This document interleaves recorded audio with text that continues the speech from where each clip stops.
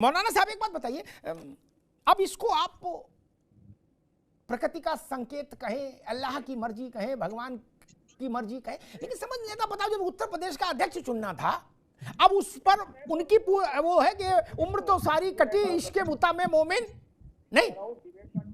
वो खांटी स्वयंसेवक रहे, 3 बार भाजपा विधायक रहे, मुख्तार अंसारी के। तो जय श्री राम दोस्तों, अभी आप देखने वाले हो कैसे अमिताभ अग्निहोत्री जी के सामने जो मौलाना है ये कुछ ज़्यादा ही बकवास कर रहे थे 2024 के इलेक्शन को लेके कि ये तुष्टीकरण और ये वो।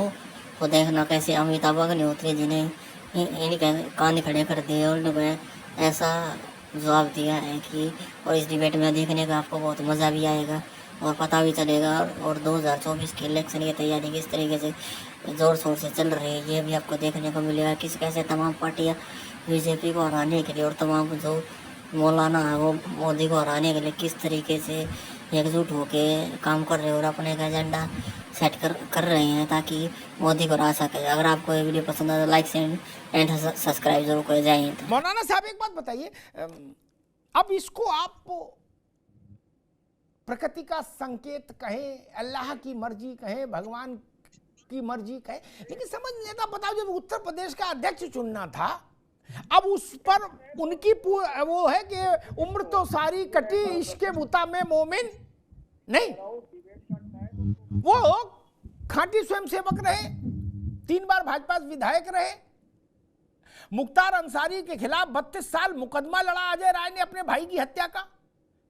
और तब यही कांग्रेस की सरकार पंजाब में मौलाना साहब मुख्तार अंसारी को बिरयानी खिला रही थी और कैप्टन अमरिंदर इनके मुख्यमंत्री कर रहे थे, तुम्हें मेरी कसम जाना ना पंजाब छोड़ के। क्या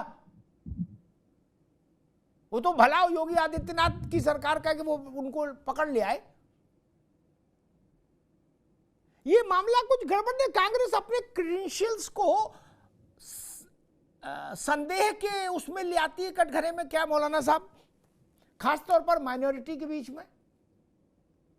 देखिए, ये तो खालिस पॉलिटिकल मामला है जो आपने कहा, और मेरा किसी भी पॉलिटिकल पार्टी से कोई संबंध नहीं है। कांग्रेस, सपा, बसपा, भाजपा, एमआईएम, मैं किसी का आज तक मैं सहयोगी न हूं, न मैं किसी के बारे में कोई बात करता हूं, न मैं इस सिलसिले में कोई दिलचस्पी रखता हूं। सियासत में मेरी बहुत कम दिलचस्पी है।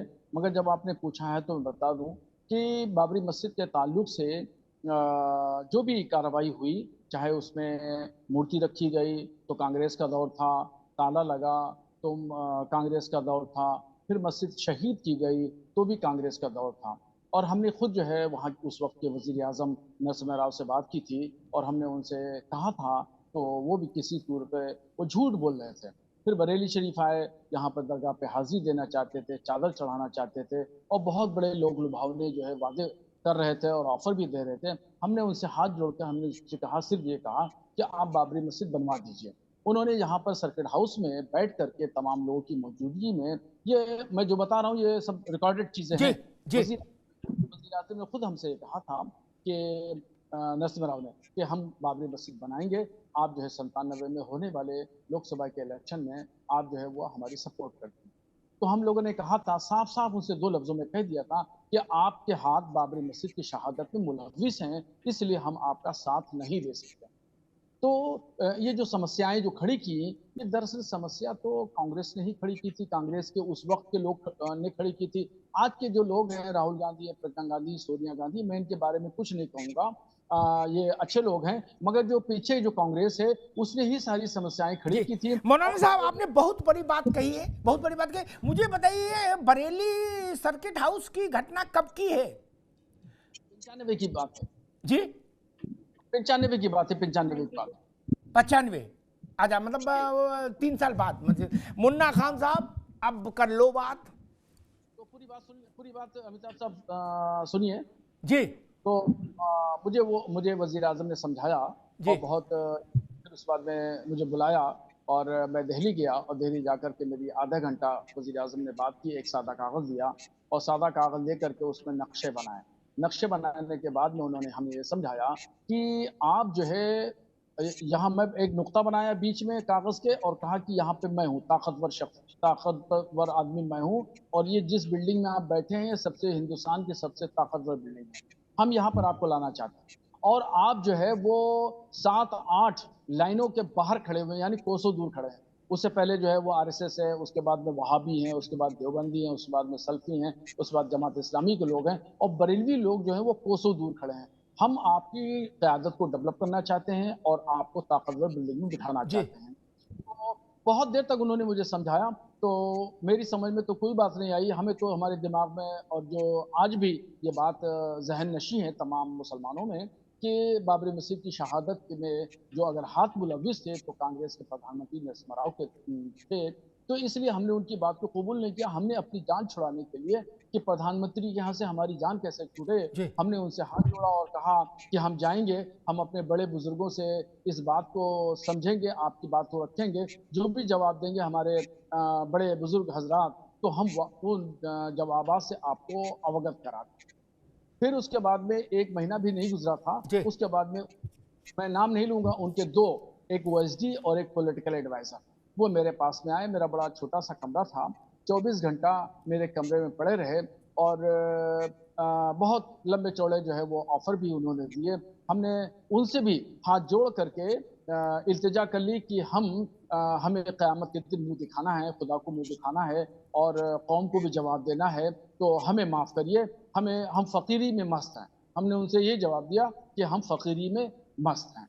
तो दरअसल ये सारी समस्या, चाहे अभी मौजूदा वक्त का देख लीजिए, एनआरसी देख लीजिए, एनआरसी भी पैदावार किसकी है?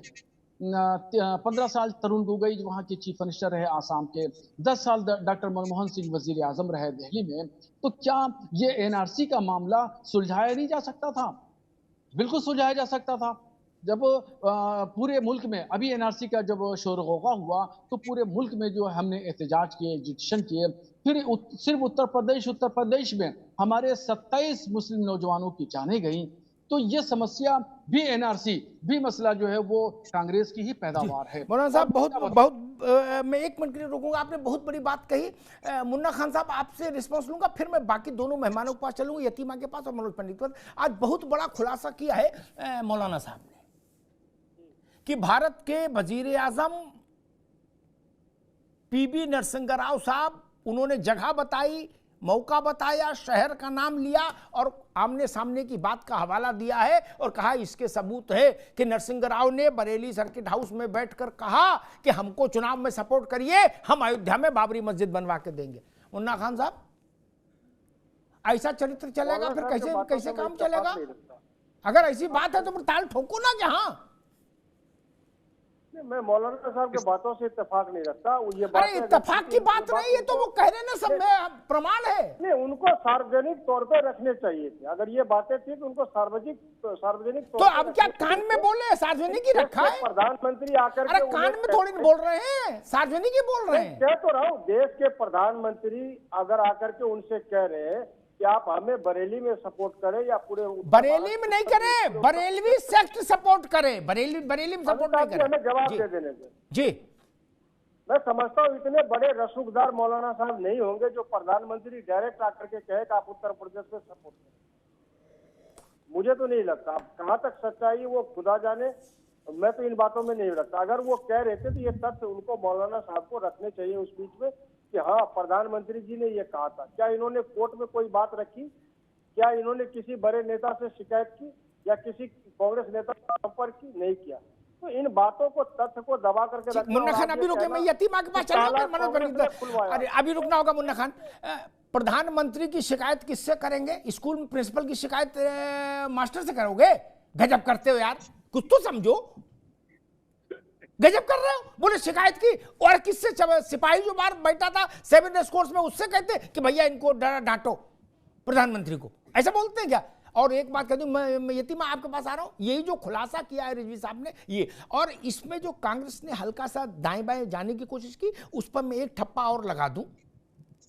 इसका भी सबूत है क्या? इसका सबूत हमसे ना मांगना, ये गूगल पे ले लेना, मिल जाएगा। 6 दिसंबर 1992 रात में 8 से 9 के बीच का टाइम, एग्जैक्ट टाइम मुझे ध्यान नहीं, क्या मैंने खुद सुना, रेडियो पर प्रधानमंत्री आए, राष्ट्र के नाम संबोधन करने, ढांचा गिर चुका था, जमीन समतल हो चुकी थी, रामलला विराजमान हो गए थे टाट में। समझ रही मैं यतिमा? ठीक। भारत के प्रधानमंत्री ने कहा कि मैं वचन देता हूं, जहां पर बाबरी मस्जिद शहीद की गई है वहीं पर एक बुलंद बाबरी मस्जिद तामीर कराएंगे। क्या उसके बाद से कांग्रेस ने उस पन्ने को कभी देखा ही नहीं क्या? और नरसिंह राव ने भी फिर नहीं देखा हमारे डर के क्या? ये तो बड़ा भारी घालमेल है भैया।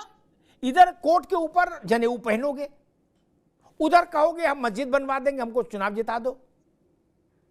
यतिमा? नहीं अमिताभ जी, जब नाश मनुष्य पर छाता है तो पहले विवेक मर जाता है। जिस दिन इनका चरित्र तो उसी दिन क्लियर हो गया था जब कांग्रेस ने हलफनामा दाखिल किया था और ये कहा था कि राम एक काल्पनिक चरित्र है। जिनको हम त्रिलोकी के रूप में पूछते हैं उनको काल्पनिक चरित्र बताकर एक प्रश्न चिन्ह खड़ा किया था और अपने चरित्र का चित्रण कर दिया था कि किस तरीके से ये जनेऊ भी पहन सकते हैं और ये एक हाथ अल्लाह की इबादत भी कर सकते हैं। ये तो बहुत क्लियर है। और जिस दिन, जबकि ये मौलाना साहब बात बता रहे, मेरे गुरुजी रहे BL शर्मा प्रेम सिंह शेर जी, तो नरसिंह हमारे गुरुजी, मैं तो उस समय नहीं उसमें मुझे एक्टिव थी, लेकिन हमारे गुरुजी ये वाक्य बताया करते थे कि फोन करके नरसिंह राव ने ये पूछा था कि भाई बाबरी अयोध्या में क्या होने वाला है, और मेरे गुरुजी ने ये कहा था, आज वो नहीं है, लेकिन उन्होंने ये कहा था कि ढांचा टूटेगा, आप इसके लिए तैयार रहिए। तो ये सबको पता था कि वहां क्या होने वाला है। वहां एक जन सैलाब था, वहां कोई संगठन नहीं था। हालांकि बाद में ठाकरे जी ने इसको एडमिट किया कि जब बीजेपी पीछे हटी तो उन्होंने कहा कि मेरे सैनिकों ने ढांचा तोड़ा है। ये आपको याद होगा अमिताभ जी। तो ये एक बहुत बड़ा आंदोलन बन चुका था। ये जनमानस की आत्मा पर राम की मोहर लग चुकी थी। जी मनोज पंडित जी, कमरे में कहो मस्जिद बनवा देंगे, कमरे के बाहर आओ जनेऊ खरीद लो और डबल पहन लो, लगा के त्रिपुंड, कहो जय जय श्री राम, तो फिर कैसे चलेगा? कहीं तो लाइन लेंथ समझ रखो। नहीं, या तो इधर खड़े हो जाओ या उधर खड़े हो जाओ। अमिताभ जी, तो जय श्री राम के चंदा खाने वाले लोग हैं। चलाने वाली स्थिति होती तो आज ये वेंटिलेटर पे होते क्या? आज देश के किसी भी राज्य में सरकार बनाने की हैसियत में होते क्या? आप ये देखिए कि आज देश की जनता समझ चुकी है कि कांग्रेस का असली चेहरा है क्या। ये कहते कुछ है, करते कुछ है, बताते कुछ है, दिखाते कुछ है। तो ये कांग्रेस का जो कांग्रेस की दुकान थी अमिताभ जी, बंद हो चुकी है। अब आप ये देखिए कि मेरे मित्र, आपने चंदा दिया है क्या? आपने भी चंदा दिया है क्या? आपने चंदे की रसीद कटवाई है क्या? बताओ। नहीं, मैं समझ नहीं पा रहा कि हम चंदा ले रहे हैं, आपके पेट में दर्द क्यों हो रहा है? चंदा लेने की जिम्मेदारी हमारी, आप अपने पेट में दर्द मत करो कम से कम। 250 करोड़ में 2 घंटे बाद बेचा है, तो चंदा चोर लोग है ये। ठीक नहीं, आपने चंदा दिया क्या मुन्ना खान? मैं वही पूछना चाहता हूँ, आपने चंदा दिया तो मुन्ना खान को ये अधिकार किसने दिया कि वो ऐसा मुझे समझ नहीं आता आप कैसी बातें करते हो। ये सब बातें हैं, इन बातों को कोई मतलब निकलता नहीं मुन्ना खान की। रामलला विराजमान के दर्शन कर पाएंगे। और आज राम के नाम पे चंदा चोरी करने वाले लोग आज राम भक्त नहीं हो सकते। किसी के श्रद्धा को क्या बाबरी मस्जिद वहीं पे बनाने का वादा करने वाले राम भक्त हैं मुन्ना खान? हिंदू सनातन धर्म नहीं, बाबरी मस्जिद उसी जगह दोबारा बनाने का वादा करने वाले राम भक्त हैं। का भक्त हूँ और राम का ही चंदा चोरी करके खा रहा हूँ।